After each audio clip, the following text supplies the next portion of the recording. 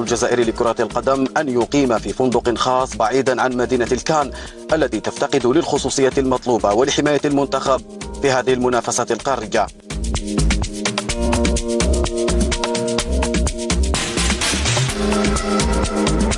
فندق الملعب الذي بات جاهزا لاستقبال المنتخب الوطني فور نهاية تربصه في الطوغو تم تجهيزه بكل المستلزمات التي ستضع ممثل الجزائر في أريحية تامة.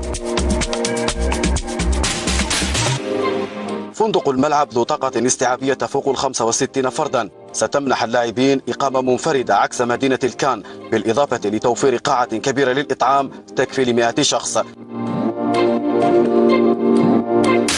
وقاعة للعلاج والتدليك، وكذا قاعة للمحاضرات وقاعة ألعاب.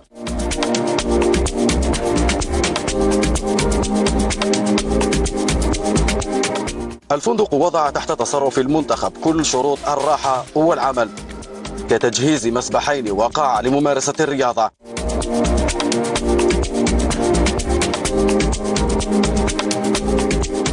وكانت الشروط التي وضعتها الفاف لضمان راحة المنتخب دقيقة جدا.